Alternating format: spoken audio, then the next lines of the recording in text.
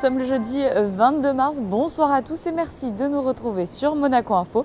Voici tout de suite le sommaire. Nous débuterons exceptionnellement cette édition avec notre Focus Info de ce jeudi. Le prince souverain était en déplacement en Colombie. Nous vous en dirons plus sur ce voyage. L'Orchestre Philharmonique de Monte-Carlo présentait sa saison 2018-2019. La 13e édition des Sérénissimes de l'Humour a débuté mercredi soir. Nous reviendrons sur cette première soirée.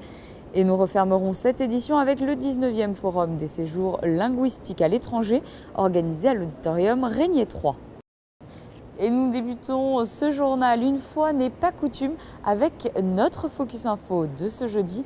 Le prince souverain était en déplacement en Colombie. Ce voyage comportait plusieurs volets, diplomatie, sport ou encore environnement. Fabien Bonilla et Sylvain Péroumal étaient sur place. Voyez leur reportage.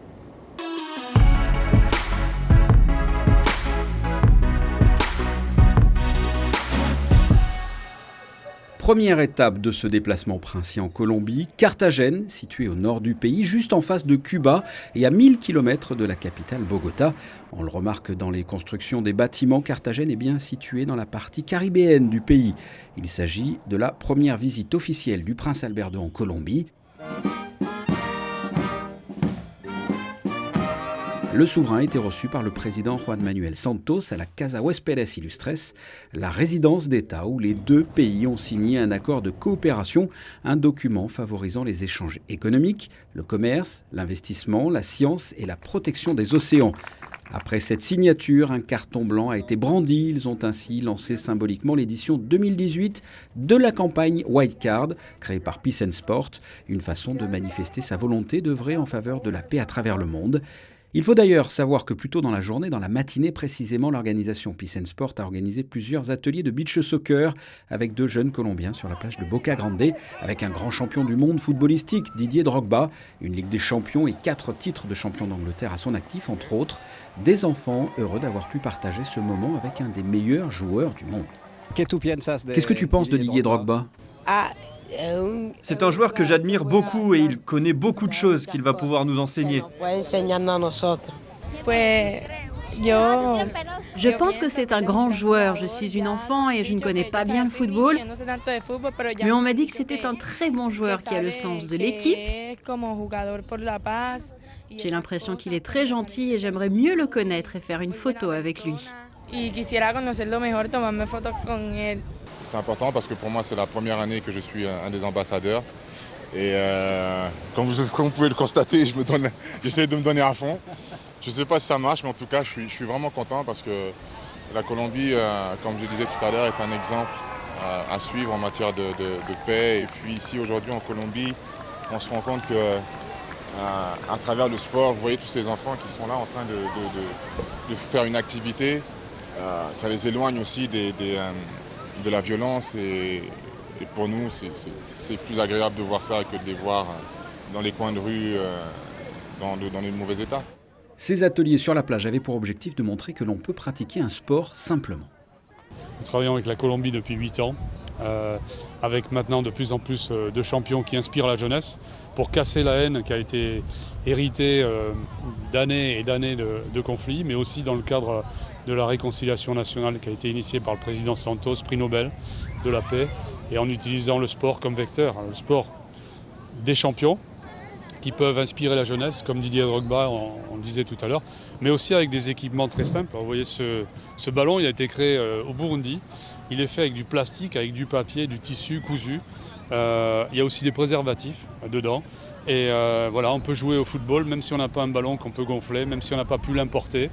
On peut faire des buts avec des piquets en bois et des filets de pêche, ce qu'on a fait ici, ou avec du PVC, des chutes de PVC recyclées, et donc créer du matériel sportif, modifiant les règles et permettant à toute la jeunesse, pas 60%, 100% de la jeunesse, d'accéder au sport. Pas seulement pour le sport, mais pour la paix par le sport. Le prince Albert II a participé également au lancement de la campagne White Card 2018 au stade San Fernando lors d'une rencontre de rugby à 7 à l'occasion d'un tournoi national. Là aussi, un carton blanc a été symboliquement brandi. Suite de ce voyage, le lendemain, direction Santa Marta, plus à l'ouest de Carthagène, toujours dans les Caraïbes. Le prince a visité les installations d'Invemar, un institut spécialisé dans les écosystèmes marins. Les scientifiques de cet institut ont par exemple découvert 26 espèces animales. C'est dans ce centre que s'est déroulé un congrès régional sur l'acidification des océans, auquel a participé le souverain. Pour nous, c'est important aussi parce que l'acidification a une implication forte sur des zones qui sont très mises en danger un peu partout à travers le monde, mais là aussi avec des différences, qui sont les récifs de coraux. Et Monaco va s'impliquer à partir du milieu de l'année, à partir de juillet 2018, dans la coprésidence avec l'Australie de l'initiative internationale sur les récifs de coraux. Donc c'était aussi une opportunité d'avoir des contacts avec les responsables colombiens qui, de ce point de vue, sont confrontés, et notamment dans le voisinage ici aux Caraïbes, mais aussi sur la côte pacifique et du côté de Malpelo, à des phénomènes de blanchiment des coraux sans en connaître exactement les causes. Donc il y avait vraiment un intérêt à pouvoir tisser ces liens et à pouvoir essayer d'améliorer les choses dans cette région. Cette visite se voulait aussi culturelle et historique. Le prince et le président colombien se sont rendus plus tôt dans la journée dans la Sierra Nevada de Santa Marta, un massif montagneux isolé de la cordillère des Andes. La Sierra Nevada couvre près de 17 000 km et abrite les sources de 36 rivières.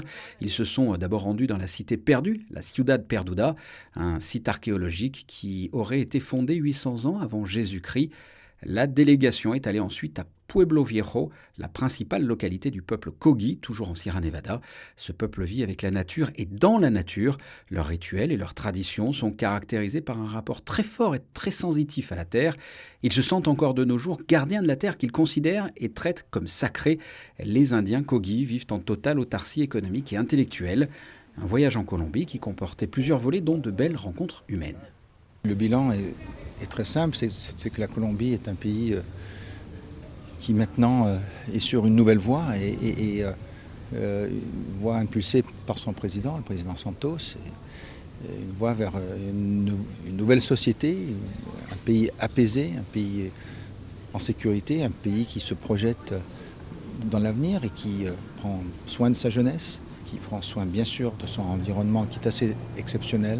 C'est un pays qui a une biodiversité extraordinaire. Et puis cette conjonction des valeurs véhiculées par le sport et par les programmes qu'a pu apporter Peace and Sport. Et on était très heureux de prendre la casquette Peace and Sport, qu'on ait pu aider dans ce processus et avec ces résultats que l'on connaît. Et puis bien sûr le volet environnemental, non seulement avec ma fondation, parce qu'on a plusieurs projets ici en Colombie. J'étais très heureux que le président ait pu lui-même se libérer pour servir de guide à travers ces différentes communautés dans la Sierra Nevada, dans cette chaîne de montagnes impressionnante, avec cette nature extraordinaire. Et bien sûr, ça n'est pas sans problème pour ces communautés qui sont aussi préoccupées par leur environnement et par la dégradation de leur environnement. Et si on peut les aider à entrevoir l'avenir avec plus de sérénité, je crois que ça sera déjà extrêmement positif et on aura contribué aussi un petit peu quelque part à cette nouvelle perspective et ces nouvelles ambitions qu'a la Colombie pour son environnement. Voilà ce que l'on pouvait dire de ce déplacement princier en Colombie entre la partie diplomatique, sportive, la partie culturelle et environnementale. Sachez d'ailleurs à ce propos que le prince est parti directement sur le bateau Le Hiercin pour poursuivre ses explorations marines sur l'île de Malpelo au large de la Colombie. L'Orchestre Philharmonique de Monte-Carlo présentait ce jeudi sa nouvelle saison 2018-2019. Retrouvez tout de suite les moments forts qui vous attendent avec José Sacré.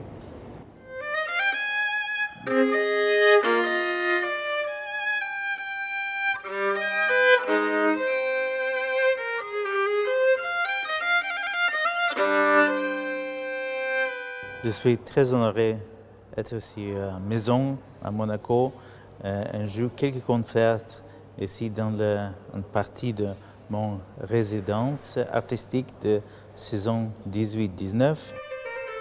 C'était le scoop du jour. Le violoniste Maxime Vengorov sera le prochain artiste en résidence de l'Orchestre Philharmonique de Monte-Carlo pour la saison 2018-2019, dont la programmation a été révélée ce jeudi 22 mars à l'auditorium Régnier 3, en présence de M. Patrice Cellario, ministre de l'Intérieur, et des principaux responsables de la culture à Monaco.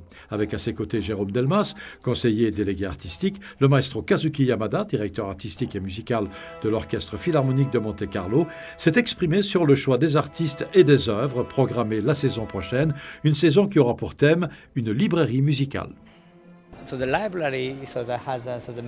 Dans une librairie se trouvent beaucoup de livres qui chacun raconte une histoire.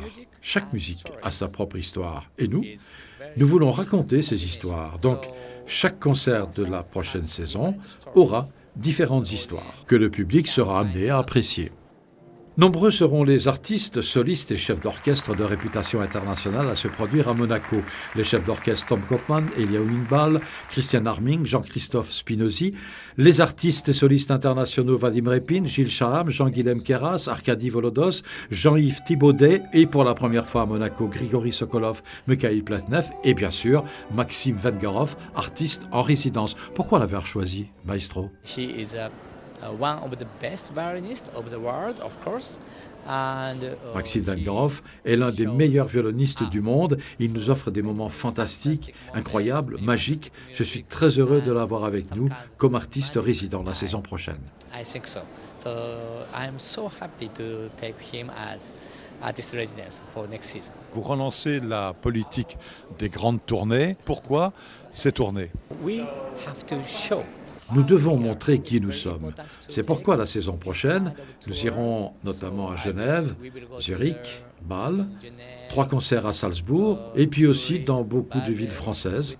Nous sommes encore en train de planifier les prochaines destinations. C'est vraiment important de montrer ce qu'est l'Orchestre Philharmonique de Monte-Carlo au cours de ces tournées devant des publics étrangers différents. Le premier concert de la prochaine saison aura lieu le 21 septembre 2018 sous la direction du maestro Yamada, qui dirigera Maxime Vengorov dans le concerto numéro 1 pour violon de Shostakovich, la 5e symphonie de Beethoven et l'ouverture de La Force du Destin de Verdi que l'Orchestre Philharmonique de Monte-Carlo a interprété lors de la présentation de cette nouvelle saison.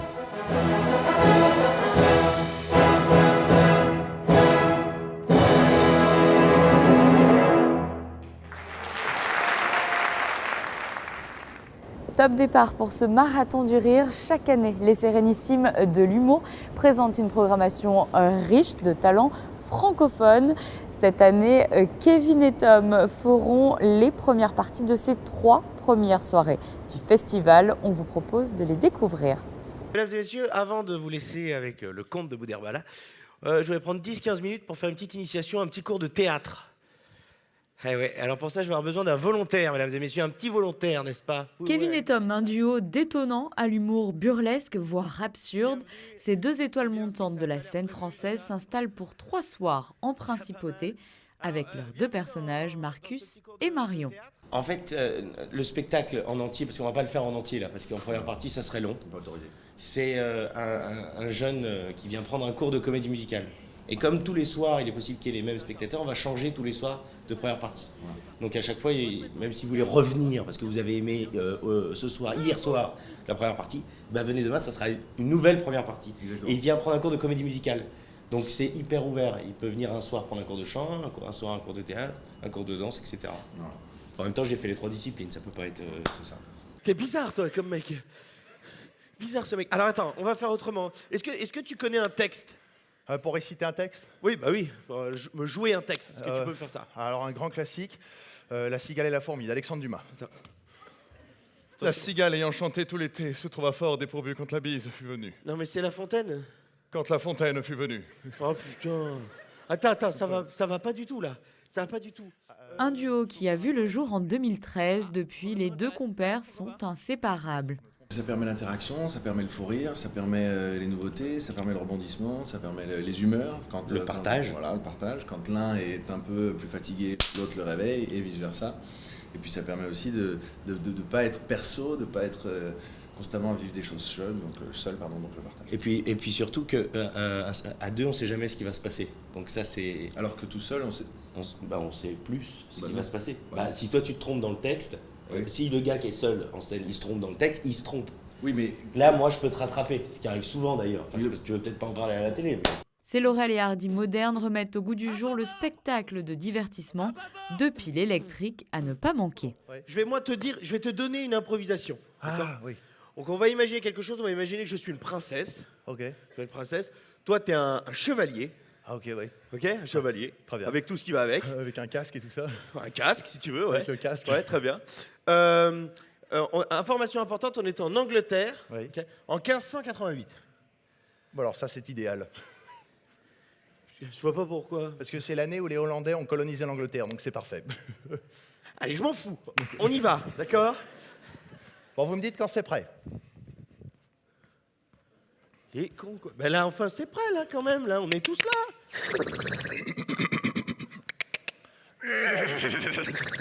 Qu'est-ce qu'il me fait, là? Mais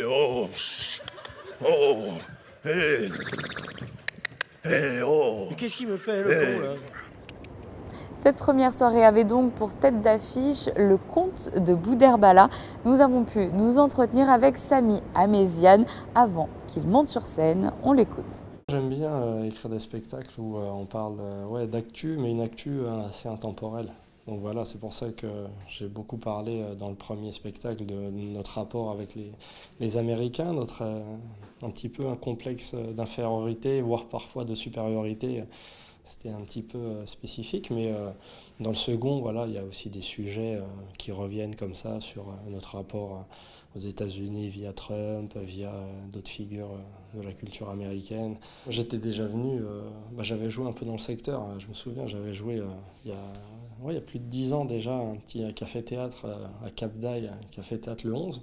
C'était ma première expérience dans le coin, qui était très sympathique d'ailleurs. Après, j'avais fait les Sérénissimes il y a 5-6 ans, et puis là c'est ma deuxième fois, donc puis on joue souvent au Palais de la Méditerranée à Nice, donc on est très heureux de revenir dans le secteur. Après on espère que ce soir il y aura quelques monégasques, qu'on puisse tirer un petit peu sur l'ambulance. J'aime bien étudier entre guillemets la salle, voir qui on a ce soir, et puis c'est aussi les gens dans la salle qui font le spectacle. C'est ça la chance du stand-up, c'est pas seulement une personne qui raconte des bêtises sur scène, c'est aussi un échange, et puis c'est ce qui fait que chaque soirée est unique. Les Sérénissimes de l'humour se poursuivent jusqu'à samedi.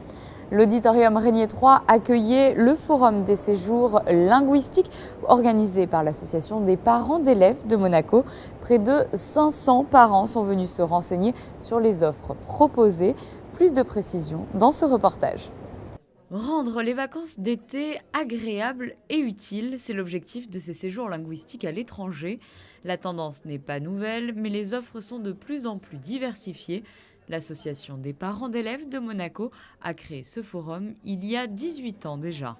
Il y a des organismes qui viennent ici depuis l'année 2000, des autres, on cherche toujours de donner des nouvelles aventures pour les enfants, et c'est une longue recherche parce qu'on cherche toujours de trouver des organismes qui sont sûrs, qu'ils donnent vraiment des certitudes aux parents et aussi aux enfants. Ces adolescents cherchent à vivre une grande aventure que les parents doivent parfaitement préparer. En amont, de nombreuses questions leur viennent en tête au moment de visiter les différents stands. De la sécurité, la prise en charge, quelque chose qui lui convienne aussi, qui allie des cours d'anglais avec des activités, parce que c'est quand même les vacances d'été, il ne faut pas que ce soit trop rébarbatif. On est venu pour ça aussi, pour se rendre compte du prix sur lequel il faut compter, et puis voilà, quelles sont les prestations qui sont offertes, comment l'encadrement est conçu. Il y a aussi des versions qui sont proposées avec des activités sportives ou pas. Donc voilà, tout ça on découvre et c'est très intéressant. Les adolescents ont eux aussi leur mot à dire et cherchent avant tout un lieu où s'épanouir. M'améliorer en anglais et aussi un peu visiter quand même le pays où je vais. De plus en plus de demandes sur l'Irlande, par exemple, contrairement à l'Angleterre qui était le produit phare auparavant. Et on s'aperçoit aussi que les parents s'intéressent à cela de plus en plus tôt pour des enfants de plus en plus jeunes. Donc on a des enfants qui ont 10 et 11 ans qui commencent déjà à partir et à participer à ce genre de séjour. 23 stands étaient présents pour cette édition. L'anglais et l'espagnol restent en tête, mais depuis quelques années, des structures proposent des voyages moins conventionnels et allient apprentissage des langues et expérience dans l'humanitaire. Une fois les brochures rassemblées, il ne reste plus qu'à faire le bon choix. Et dans le reste de l'actualité, en bref. La guitare sera mise à l'honneur du 23 au 25 mars. Pendant 3 jours, l'Académie Régnier 3 réunira des guitaristes des écoles et conservatoires de Monaco et la région, mais pas seulement. Certains viendront également de France, Belgique, des Pays-Bas ou de l'Italie. 3 concerts seront donnés vendredi soir, samedi soir et dimanche. Il y aura également des masterclass et en parallèle, un salon de la lutherie les 24 et 25 mars à l'Académie Régnier 3. Passons au sport et au basket. 24e journée de Jeep Elite. Monaco a battu Nanterre mercredi soir 91-70 à la salle Gaston Médecin. La Roca Team consolide ainsi son fauteuil de leader. Écoutez l'intérieur Georgie Joseph après la rencontre. Il est au micro de Frédéric Elion. On était assez nerveux, assez excités. Tout le premier carton, deuxième carton pareil, que ce soit le coach, les arbitres, l'équipe d'en face, nous, et puis ça se voyait sur le terrain, on n'était pas serein. Je pense qu'une fois qu'on s'est calmé un petit peu, qu'on a essayé de mettre les choses en place, qu'on a pu vraiment défendre comme on sait le faire, je pense que ça a déclenché tout le reste en fait. Vous prenez moins 30 à l'aller, est-ce qu'il y avait un petit sentiment de revanche par rapport à ce match retour ou pas vraiment? Non, pas vraiment, parce que franchement on a commencé à l'aller, voilà, c'est un match qu'on devait oublier. Vous savez qu'on avait fait des conneries, on n'avait pas joué notre jeu, ils avaient vraiment déroulé, ils avaient une réussite insolente. Donc on savait que voilà, c'était un match à oublier.